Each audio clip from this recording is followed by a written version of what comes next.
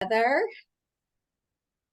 We've got Beth Nelson with us today to instead of focus on the research projects that have gone on and that we can learn from and ones that we're thinking about, but kind of think about maybe taking some of these questions that we're considering and what resources are available to us to take those questions to the next level, to put together a successful proposal, what kind of proposals are out there.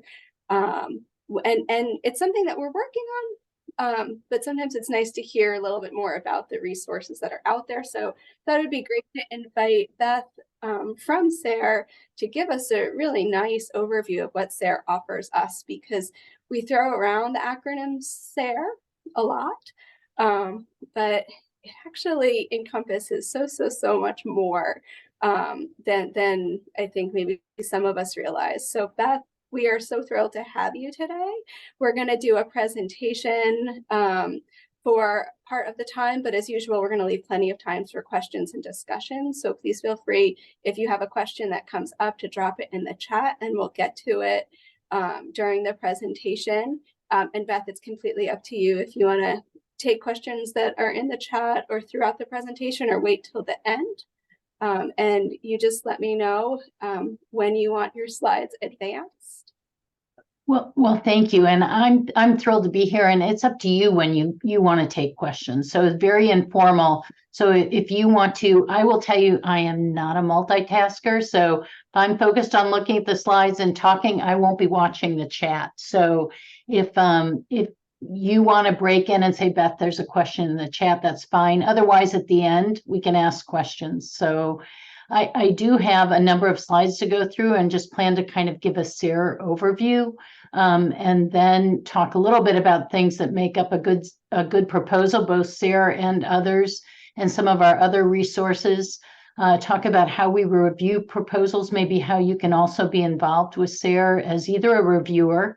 We welcome reviewers from farmer ranchers to extension educators, researchers, diverse perspectives. I'm happy to answer questions. So I have quite a few slides. If you have seen any of our presentations before about our grant programs, you've probably seen some of these and are familiar with some of this information. So I'm going to kind of race through them. They are also available on our North Central SARE website.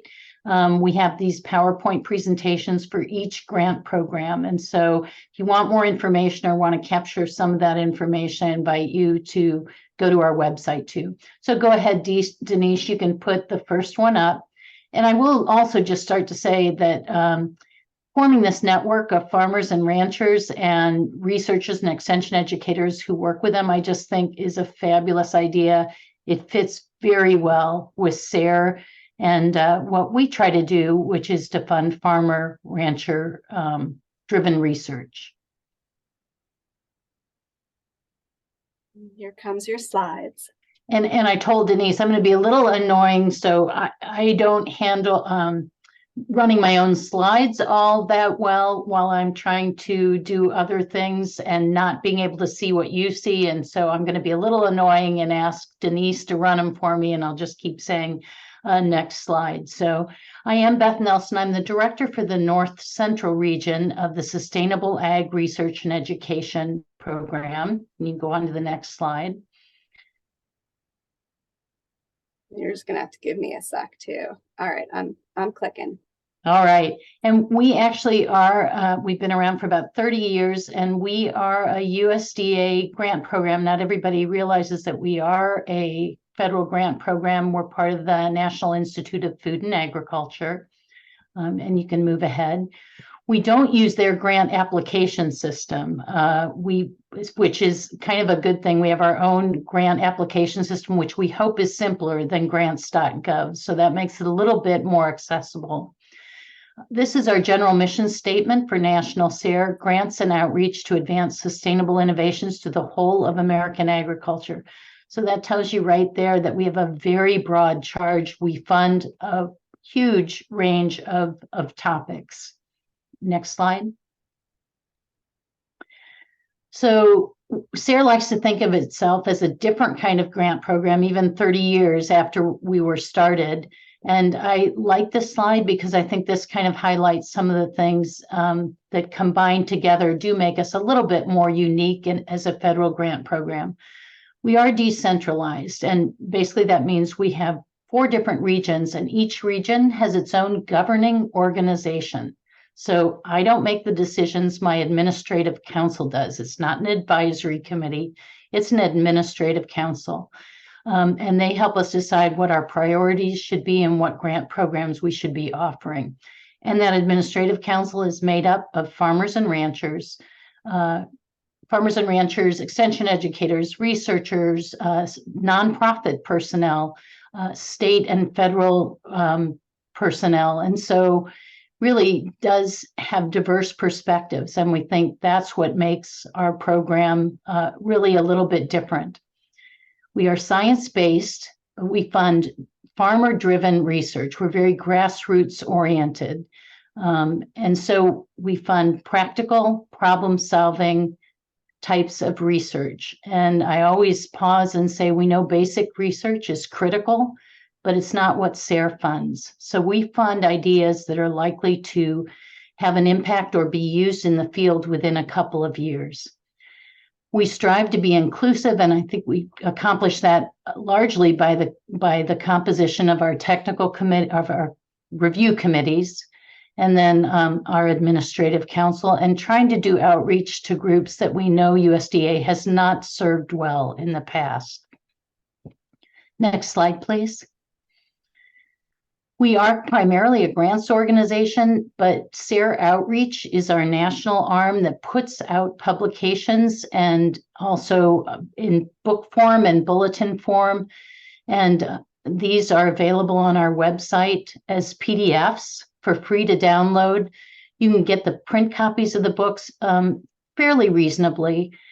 And mostly it's just the print cost. The bulletins, if you're an educator, you can order packs of our bulletins for free to distribute at your workshops. So that's another thing. That's an important resource to keep in mind. And I will say that these materials are based on the results from I think we've funded over 7,000 different projects in the past 30 years. So that, and I should say you can find, yeah, thanks, Denise. That's perfect. You can find that if you go to SARE.org. That's where you can find those the list of bulletins in those books. So you all know what sustainable ag is. So we focus on 3 different aspects of sustainable agriculture. We fund projects that both pay attention to people, so the social aspect, to the environmental aspect, protecting our nation's land and waters. And we're also looking at economics. So is a system going to be economically viable over the long term? So any SARE project has to be addressing at least somewhat each of those 3 aspects. And we do recognize that sometimes a project is going to emphasize one of those aspects over the others. But we do like you to be thinking kind of a little bit more holistically about how that project would affect the other aspects of sustainability as well. Next slide. So having said that, we feel like we have not been great about recognizing that social sustainability aspect very well, and we're trying to do better.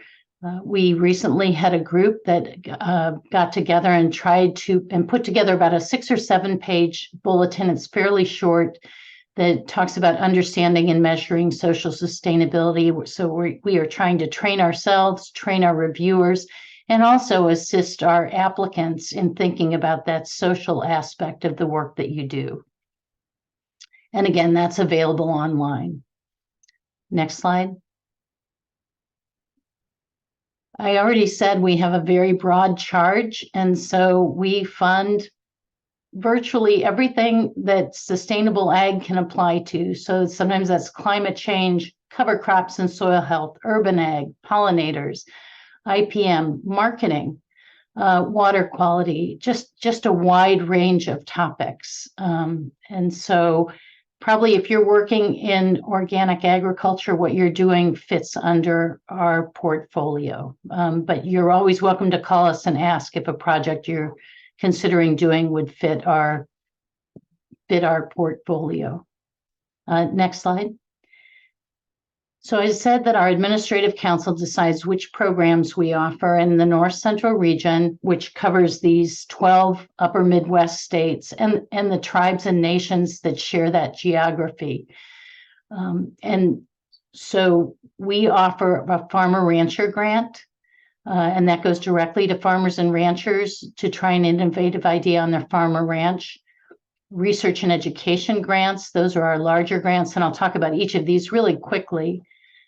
Partnership grant, which refers to a partnership between an ag professional and 3 or more farmers who want to test a concept or idea or do outreach education on a concept or idea. And I think those two, farmer rancher is probably of interest to a number of you, but I think the partnership one especially fits this networking group really well. And then also the research and education. Our professional development program is a train the trainer program. It's generally an ag educator who's training other ag educators on a concept. We also have a graduate student program. Those are small grants to kind of fund an aspect of graduate student work in sustainable agriculture. And we have a youth educator grant program. Right now, we have 4 grant programs open for application. That's the Farmer Rancher, the Research and Education, Partnership, and the Youth Educator. The Professional Development and the Graduate Student one will be open in the spring. So those calls for proposals come out in February. So the next slide. The Research and Education Grant Program, these are just the basics. So the total is $250,000. We do allow only 10% indirect costs, but we do allow indirect costs. They can last up to 3 years. We do have a long-term funding option. I'll say just a little bit more about that on the next slide, but not go into details. These projects can be research or they can be education demonstration. And if they are research, primarily, we still insist on outreach. So we feel like the best research does no good to somebody sitting on the shelf. It has to be shared. And because these are practical or applied projects, we feel like something can be shared at the end of a research project. So that is a part of it. We do use a pre-proposal process for the Research and Education Grant Program. It's also our most competitive program. We get about 150 pre-proposals. We invite about 30 or 35 for full proposal development. And then we fund about 16 or 17. The funds for this, because we use a pre-proposal process, we review those, we invite full proposals, we review those. It's a longer time. And so the funds, if you apply in October, when these are due, the funds aren't available till mid-fall of 2024. We say you can't start a project before November 1st, 2024. So there's quite a time lag there. Next slide. This talks about our long-term funding, and I'm just going to tell you what it is and what the major criteria is. And then if you think you're interested in that, I'd ask you to call me because it gets a little confusing. So basically, we understand there are some projects that are going to require 3 or 4 years just to set up the treatments, basically. It may be a long crop rotation, maybe an agroforestry project, something like that. And so you won't even get results in the next 3 or 4 years. You'll just be setting things up. It could also be relationship building that you need to do. And so we wanted to have a way for projects to be able to apply for that type of thing. So basically you write a first cycle of funding, and if we approve it as a long-term funding and you make sufficient progress, then you can do the next 3-year cycle of funding without having to go through the pre-proposal process. So that's basically what it is. The review committee for this grant program has been really how do I say this? They have been really stingy with our money. And so they really want to see projects that basically won't be able to show results in the first 3 or 4 years. Almost any research project can build off its previous work, but they really wanted things that take a while to set up and get in place. So if you have thoughts about that, please give me a call to talk about it first. Our pre-proposals are reviewed mostly by our administrative council. We do have some other external members that help, and they score it basically on relevance to sustainable agriculture in our region and on the degree of farmer engagement. When we say we do farmer-driven research, it means we want farmers engaged in the project itself. They also do look at the methods and approach, but they're looking at it kind of very generally. Is it likely to be successful to solve the problem that you're proposing to solve? It's really not reviewed as much on technical merit. That comes more at the full proposal stage. And the pre-proposals are fairly short. They don't have a budget, which usually means you don't have to go through your grants office. Sometimes the grants office still wants to see it. We just ask you to kind of estimate the range of funding you'll be asking for, but there is not an itemized budget. So that makes it a little simpler and easier process to prepare. It's about 5 to 6 pages of text. And again, basically it's just pitching your concept to see if the review team feels like it's a good fit for NCR SARE and whether it'll have impact in our region. Next slide. The partnership grants, that's also open. Those are due. I think I didn't say when the R&E grants were due. Those are due, I think, October 5th, Thursday, October 5th. These are due October 19th. And we have our grants due by 4:00 p.m. Central Daylight Time, which is 5:00 Ohio time. And so they're basically close of business on that day. So please get them in by then. The partnership grants are one of our newer programs, and we kind of did this because the R&E was so competitive, and we often found that our farmer ranchers wanted to try an idea, but did not want to hassle with writing a grant and reporting on a grant, and it was something that they could approach an ag professional about doing. Our farmer rancher grants do have to be written by the farmer or rancher. So this was a way for the ag professional to kind of work with a group of farmers or ranchers interested in trying a practice. They are $50,000 for up to 2 years. They also can be research or demonstration or education or marketing. And we require a team of 3 or more farmers or ranchers working with the ag professional. In some instances, we might make an exception for that you could have fewer than 3, but contact us about that. Next slide. We define the ag professional very broadly. It can be an extension educator or another university educator or researcher. Could be personnel on a nonprofit.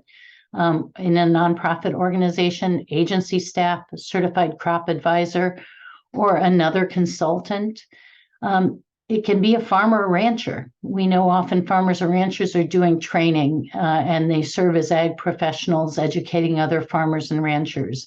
And so they could serve as the ag professional. If a farmer or rancher is serving as the ag professional, you still need 3 additional. You can't serve as both the partner farmer and the ag professional. Or no, that's okay. So graduate student grants are for up to $15,000. As I said, these just do a small part of a graduate student program, but they might be the part that allows you to interact with farmers and ranchers. Maybe you run a focus group to talk about the research, or do a survey, or do that type of thing. You have to be a currently enrolled graduate student when the project starts, and the call for proposals for that comes out in February, and they're usually due in mid-April, and that's what we're expecting this year. Those are not quite, also didn't mention about the partnership grants. So we fund about 35 to 40% of the partnership grants that come through, and that's true for this as well. We usually fund about 30 to 40% of the graduate student grants. So that can be a great opportunity for a graduate student to interact with farmers or ranchers about the research that they're doing. The next slide. So this is our professional development program, and these are competitive grants as well. And again, it's a spring program, so the proposals are due in April. They're up to $120,000, and those fund projects where an ag educator is training other ag educators or training others who will serve as peer trainers as well. In addition to that competitive grant program, we do have state activities, and in Ohio, you have two different state programs, one at Central State, and I think I saw Michelle was on earlier, so Michelle is your coordinator for that. And then Ohio State also has Mike Hogan and Sarah Nagel, and they're your state coordinators for that. And they have some funding for mini grants as well as for travel. They're largely professional development, so you're going to try to gain information or learn about something that you can share with others when you come back. But that's really another great source of funding. They're also great people to contact when you're writing your grant. And so I'll maybe mention a little bit of that when I talk about tips. Next slide. Our Farmer Rancher Grant Program is also open now. Those are due December 7th. As I said, you have to be a farmer or a rancher to apply for this. So it directly funds those who want to try innovative solutions to production, marketing, labor, or other problems on their farm or ranch. If you're one person applying for this, it's $15,000. If there are two or more, it's $30,000.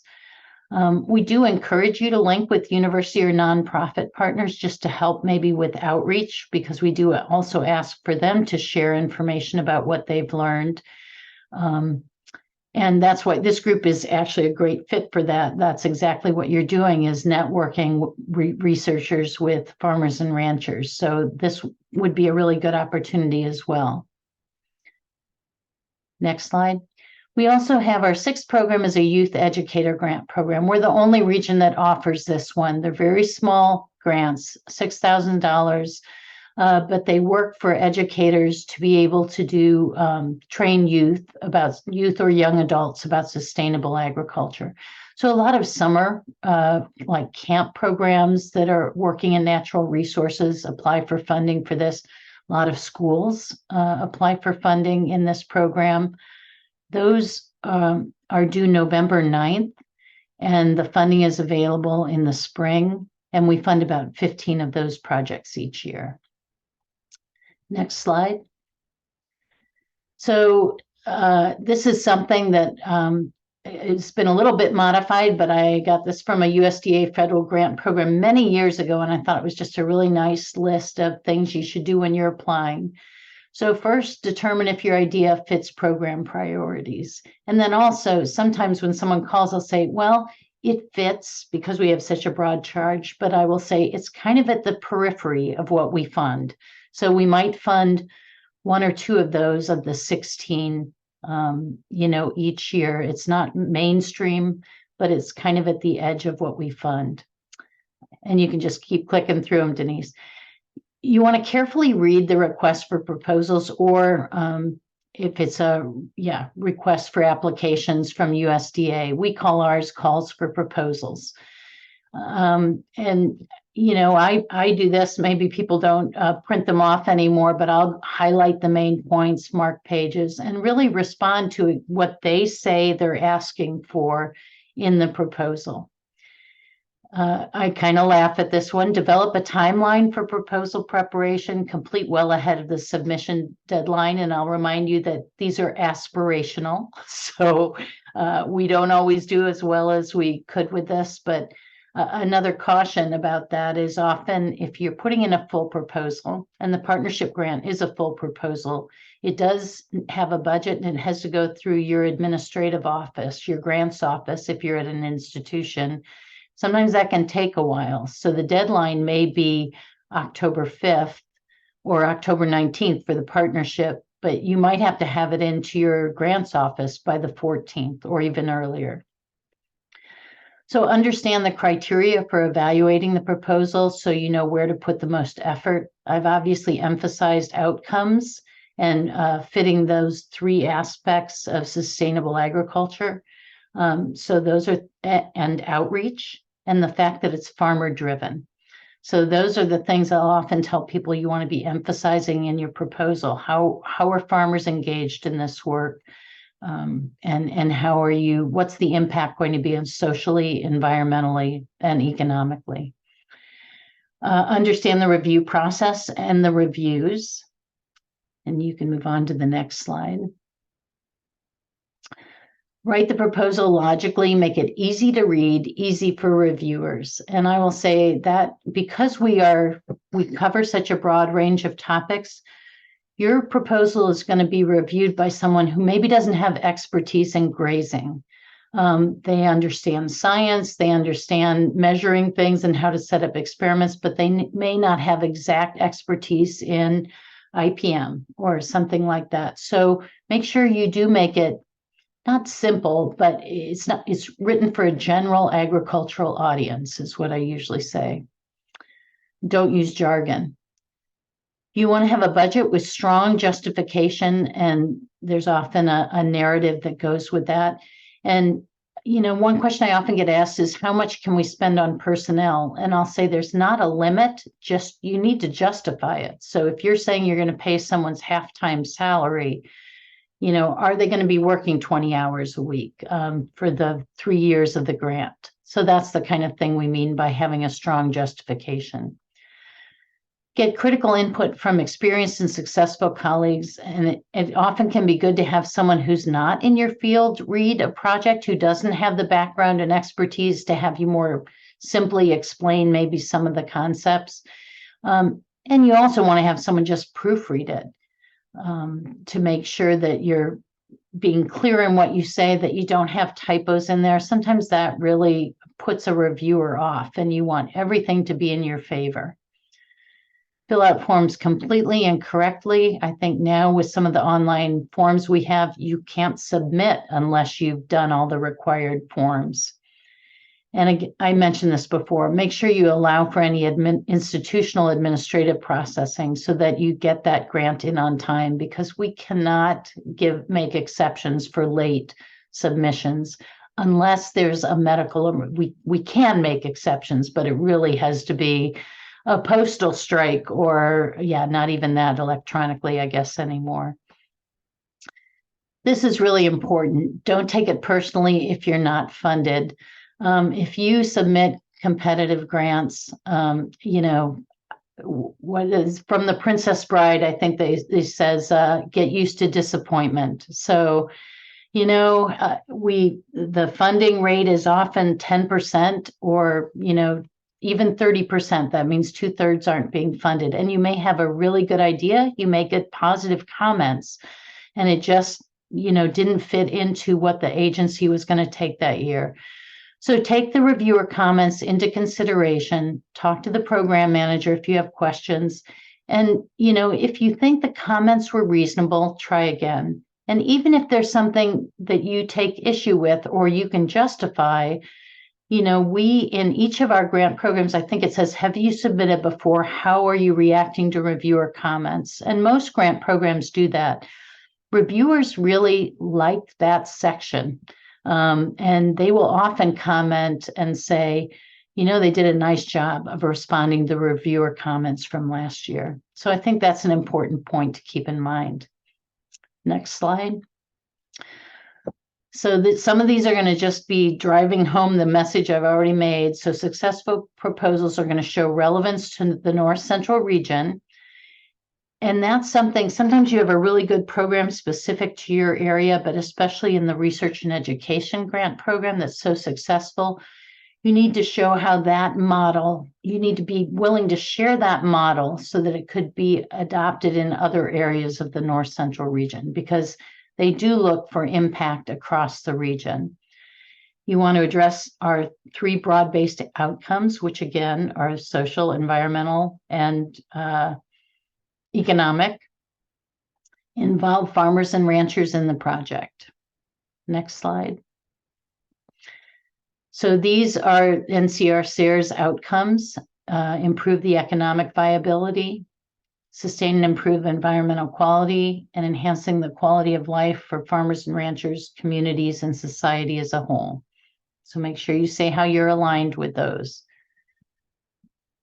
have clear outcomes. And I will, on the next slide, I'm going to kind of distinguish a little bit between, first of all, outcomes. I know that sometimes, especially graduate students, think of outcomes as being the results, your scientific results from a research experiment. And we use outcomes more to refer to what will happen as a result of you having done this work. So it refers more to you sharing the information and what happens as a result of you sharing the results from your program or doing workshops. So that's going to be a little different if you're doing an education-focused project or if you're doing a research project. So for an education project, you're going to be putting on workshops and sharing information for 2 to 3 years. So you have time to follow up and see if people have acted on information. So the example I use is if you're doing post-harvest handling workshops, your proposed learning outcomes are that farmers are going to learn to post-harvest handle, or will learn post-harvest handling and packing techniques to prepare them for sales to institutions. And then a behavior outcome or an action outcome would be that farmers are going to use those techniques and they're going to increase their sales to institutions. And so you might, at the end of your 2 years, be going back to some of the people who've attended your workshops and asking them, were you able to increase your sales? Next slide. So for a research project, we understand that you're going to be collecting data for 2 or 3 years. And while you may be sharing preliminary results along the way, you would not necessarily be advising anybody to adopt what you're saying until you have a couple of years of data. So that means you may give a seminar at the end of 2 or 3 years. And in this example, where you're looking at whether diversity influences pollinator population, your learning outcome will be that farmers are going to learn that diverse landscape influences the number and type of pollinators. And you'll be able to tell whether they've learned something about it based on what you present. But you're not going to have time probably to follow up and see if they're actually going to go out and make biodiverse plantings. You may be able to ask them if they intend to as a result of having attended your workshop, but you won't be able to really follow up on that. And we understand that. So that's a little bit of a difference in the research project outcomes versus an education-focused project. Next slide. We do use a pre-proposal application, and we use an online submission system, projects.sare.org. And we often suggest when you go to the call for proposals, it has all the questions that you'll be asked.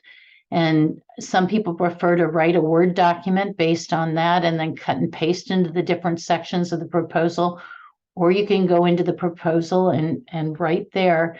I will caution you that it does not save as you go. Like some systems do, you have to manually hit save. So if you get a phone call or if you're interrupted and walk away and you have 3 paragraphs beautifully crafted in there and come back and it's gone, you'll be frustrated. So please save often. Next slide.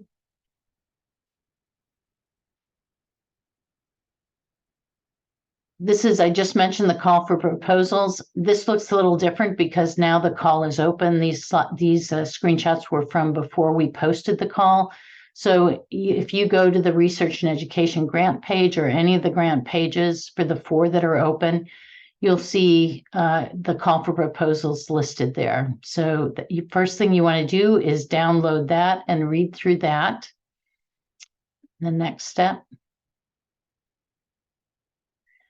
This was just for the partnership grant program, similar. So there's a page for each of the grant programs. You go to apply for a grant on northcentralsare.org, and you can open this for each of the grant programs. It also gives you kind of a bulleted list of things that are being looked for in the major expectations. It has a link to previously funded proposals. It has contact information for the grant coordinator. So there's more good information on those grant program pages too, but for sure, download that call for proposals. And next slide. We also have a page about applying for a grant. Well, this one shows the grant programs that takes you directly to those, but it also has some extra resources on that page as well. And I always say a very valuable resource is your SARE state coordinator. And you can find your state coordinator. I just told you who yours were, but if you go to the North Central SARE web page, go to state programs and click on Ohio, you'll get contact information from Michelle and Sarah and Mike. And they can sometimes help you think about whether your idea fits. You're welcome to call the grant program coordinator too. And sometimes if you give them enough time, they'll actually read through your draft and just give you general suggestions. They're not going to edit or write the grant, but they can give you some suggestions and again, highlight the things that they know SARE is looking for. So make sure you use them as a resource. So sorry to give you more work to do, Michelle and Mike or Sarah, if you're on. Next slide. So the other thing that you want to do is look up past SARE projects to see how your work differs or builds on past projects.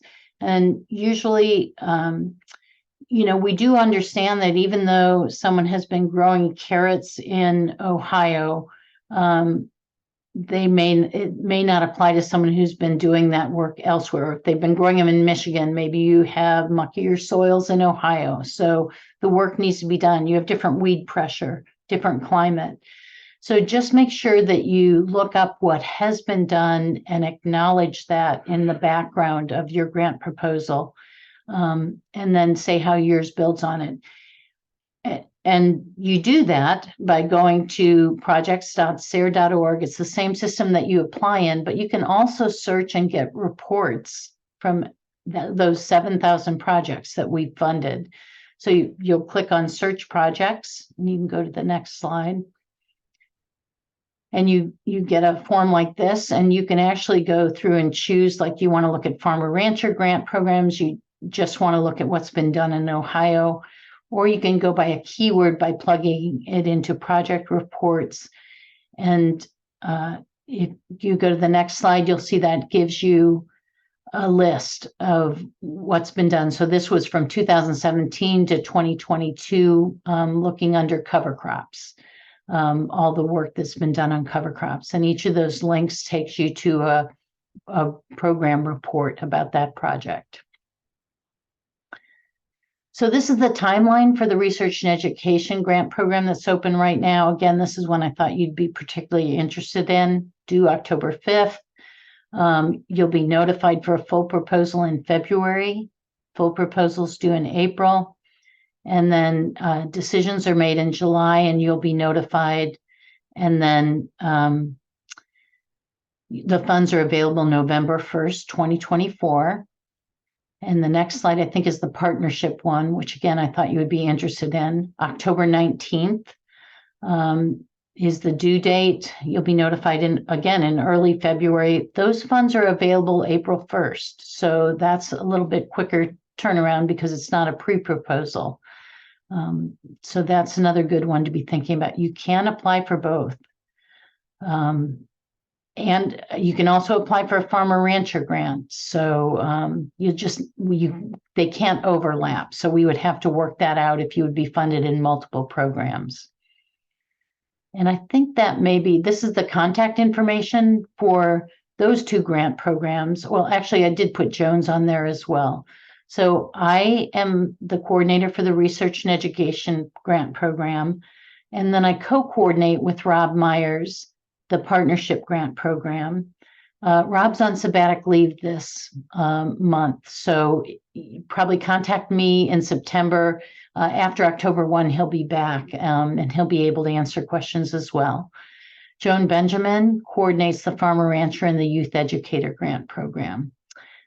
We welcome you to contact us, set up a time to talk if you want to, or just, pick up the phone and call. Leave a message if we don't answer. We try to get back to people as quickly as we can. And I think that's it.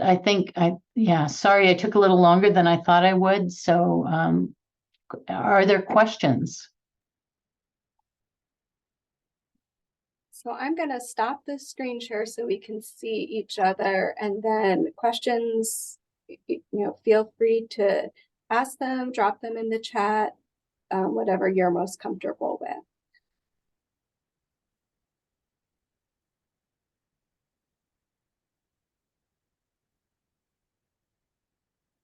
So Beth, I do have a question that'll kind of kick it off.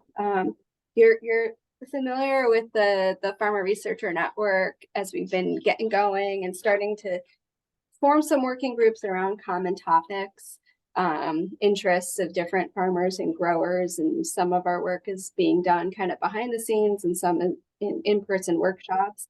But as we really as a network want to make sure that the farmers are the focus, farmers have the questions and want to put together their research projects.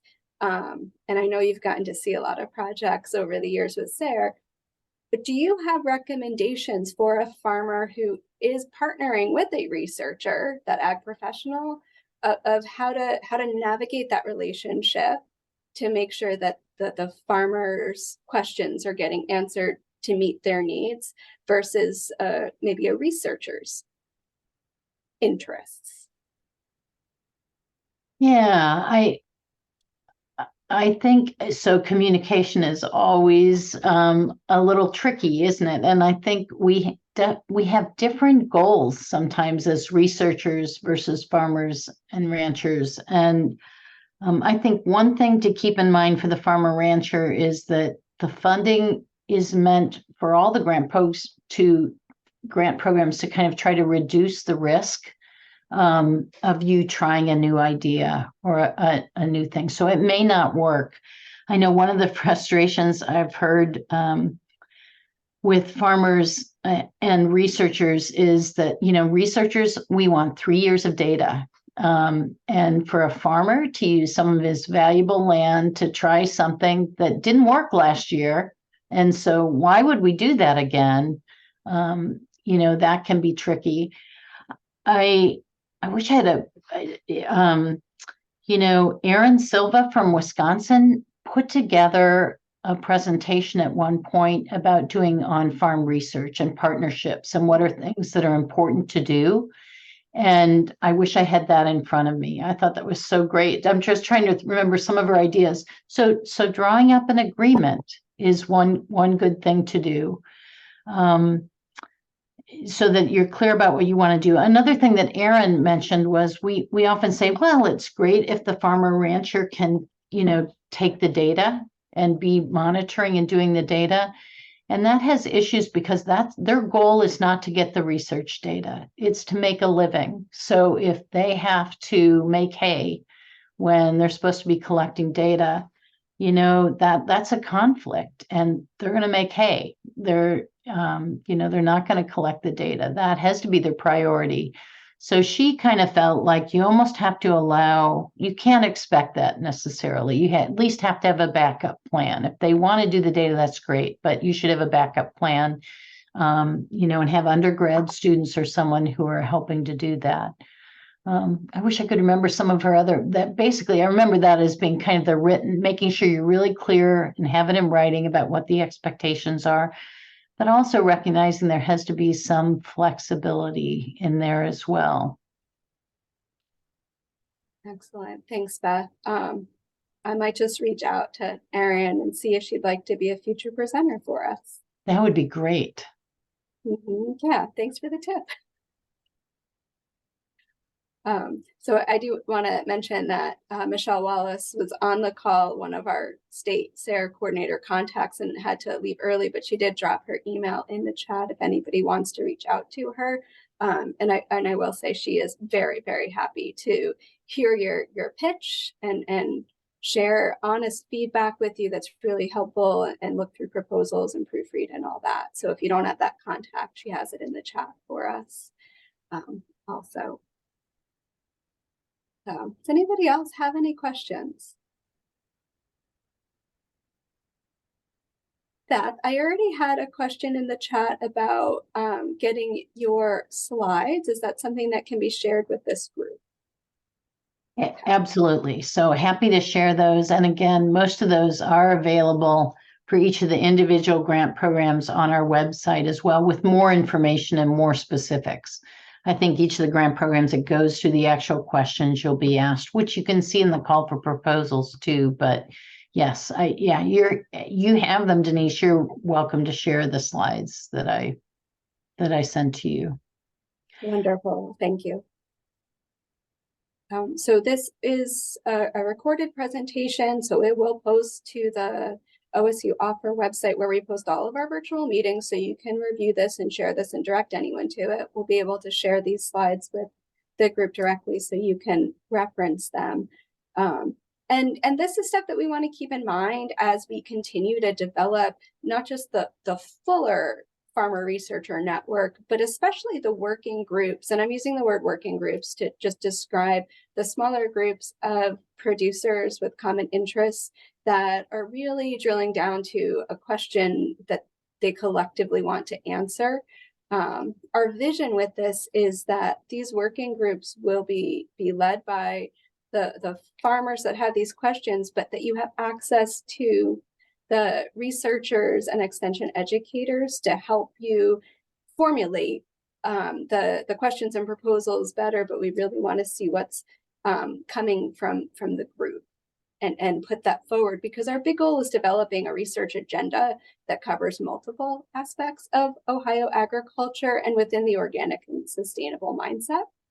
With that, we did receive an OREI grant, which that's another USDA arm. So that is the Organic Ag Research and Extension piece of USDA, and it will help us to do some more in-person workshops to bring our groups together and further those questions. Some of them are, the questions have been started, and now we're ready to kind of figure out how do we answer the question and which funders might help us with funds to answer those questions.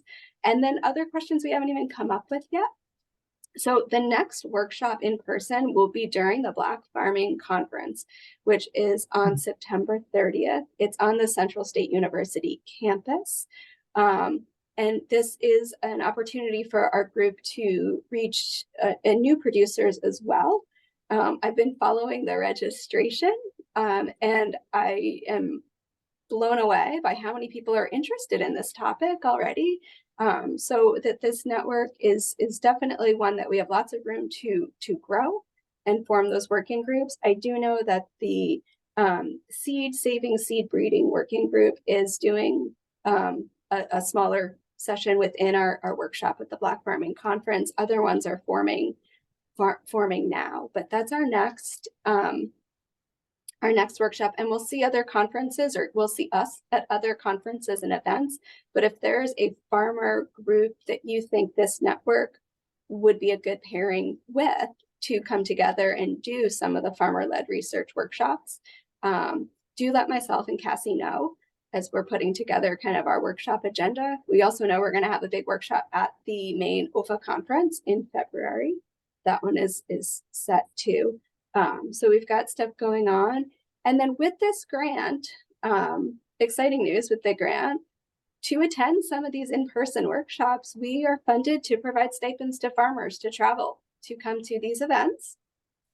We also have some funds available for farmer leaders that are leading some of the working groups too. So this is exciting for us. It's going to help us kind of build some of that capacity. And for those that have been doing some of our work without any compensation and behind the scenes volunteering, thank you, farmers. Some of you are on the call, but we're excited that we'll have some money available for stipends too. The next Farmer Researcher virtual meeting is on October 5th at noon. Topic is actually to be determined. So we'll let you know what the presentation is actually going to be on. We'll send that reminder out to you. And then, of course, anything in between, feel free to reach out to Cassie Brown and I, and we'll keep our network moving forward. Did any questions pop into anyone's mind before we do wrap up? Or other announcements? Oh, sorry. I see Deb was going to ask. I would just wanted to say I put something in the chat as you talk about federal. So great, you have these ideas. So if you're not aware of the Sustainable Ag Coalition's group on, they've got a grassroots guide to federal food and farm programs that they keep up to date. It's kind of categorized by regional food systems and that kind of thing. I just think it's a great guide. And so that's a really good resource to have. Thank you for sharing that. Excellent. Deb. Oh, you're on mute, Deb. Not so much a question, just hats off. Beth is one of the original, even before SARE was SARE. My late husband and I and others, some of our farmers received one of the very first LISA, low input sustainable agriculture. So just to give the rest of you younger folks a perspective, this is truly an incredible program that all kinds of folks across the country have fought very hard for, I think, and I'm delighted to see that it's actually grown and is very, very strong. It's a tremendous resource. Yes, the R&E proposals are really competitive. It wasn't so bad early on, but it's something, yeah, this network really needs to take advantage of and explore. And thank you, Beth, for your service and support of the program. Well, yeah, and right back at you, because the reason we've grown is because groups like the National Sustainable Ag Coalition, which is made up of a number of nonprofits, have fought hard and have stressed that this is farmer-driven research, and we really strive to live up to that. Yep. Wonderful. Well, thank you guys for showing your support for each other, because that is part of our network too, is supporting each other. It's so important. I will say that grant writing is a skill. So if you're thinking, oh, I have all these questions, but I have no idea how to write a grant, that's also what this network is for. And I'm gonna just highlight something Beth said in her presentation, that farmers and ranchers and ag professionals of all sorts are actually reviewing these proposals. And one of the best way to build your grant writing skills is to read a lot of other people's proposals, good, bad, and everything in between. So there is an opportunity there. And we're all building our skills together on this. So thank you all so much for joining us today. And thank you again, Beth, very much for your presentation. We appreciate that. And we definitely have plans on submitting proposals to SARE. That's great. We look forward to getting them, and thank you. It was just a pleasure to be here. So yeah, thank you. Awesome. Well, thank you, everybody. Take care. Have a great rest of your day, and we will see you soon. Bye-bye. Bye-bye.